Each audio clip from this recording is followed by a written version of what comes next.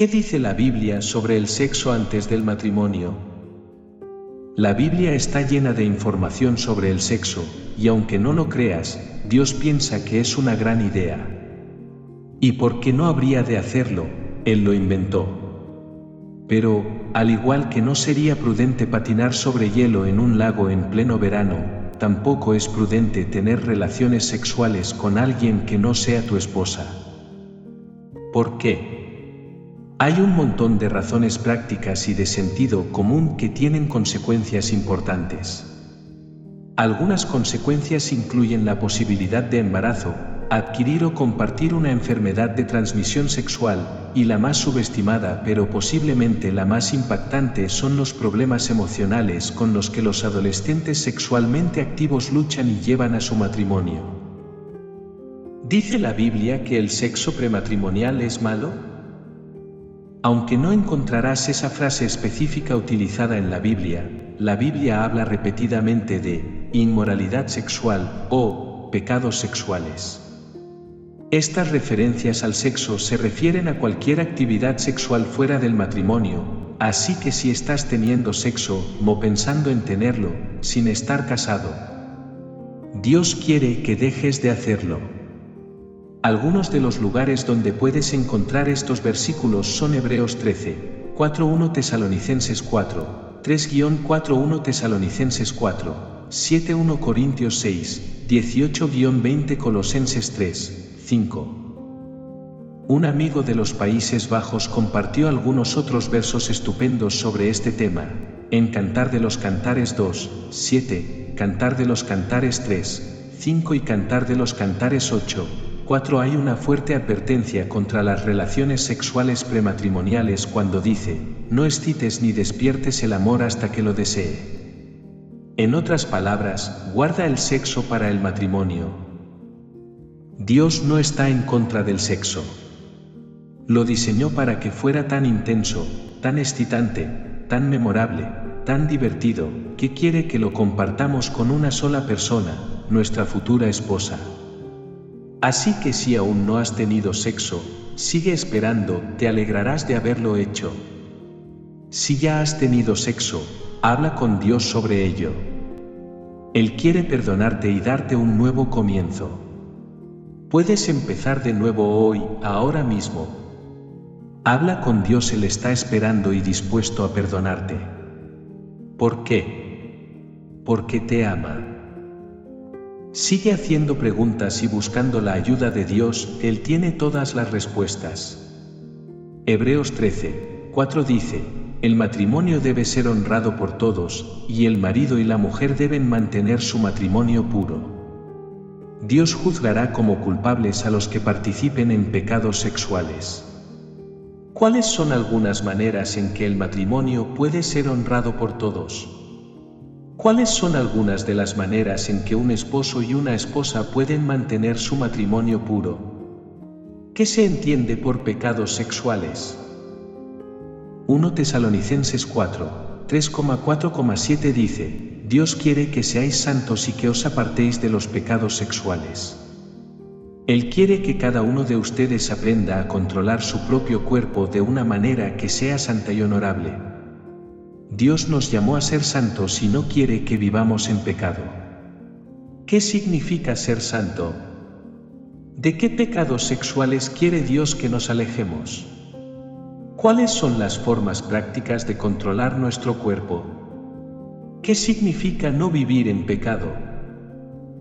1 Corintios 6, 18-20 nos anima a huir del pecado sexual. Todos los demás pecados que la gente comete están fuera de su cuerpo, pero los que pecan sexualmente pecan contra su propio cuerpo. Debes saber que tu cuerpo es un templo para el Espíritu Santo que está en ti. Ustedes han recibido el Espíritu Santo de Dios. Así que no os pertenecéis a vosotros mismos, porque habéis sido comprados por Dios por un precio. Así que honrad a Dios con vuestros cuerpos. ¿Qué significa huir del pecado sexual? ¿Qué significa que nuestro cuerpo es el templo de Dios y cómo debe afectarnos eso? ¿Qué significa ser comprado por Dios por un precio? ¿Cómo debería afectarnos esa verdad? La ley de Dios es para nuestro beneficio. Él sabe que si perseguimos algo fuera de sus directrices, sufriremos las consecuencias. Debido al amor de Dios por nosotros, Él ha establecido pautas sexuales que aumentarán nuestro placer sexual.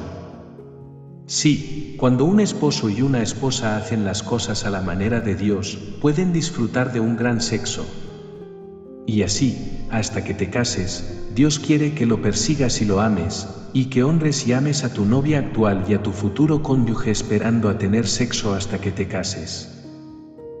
Claro, ya has tenido sexo, pero puedes empezar a esperar hoy. Y claro, tal vez el pecado sexual es algo con lo que has luchado durante mucho tiempo y no crees que puedas dejar de hacerlo. Entonces, ¿qué tal si das el primer paso y pides la ayuda de Dios? ¿Estás dispuesto a hacerlo?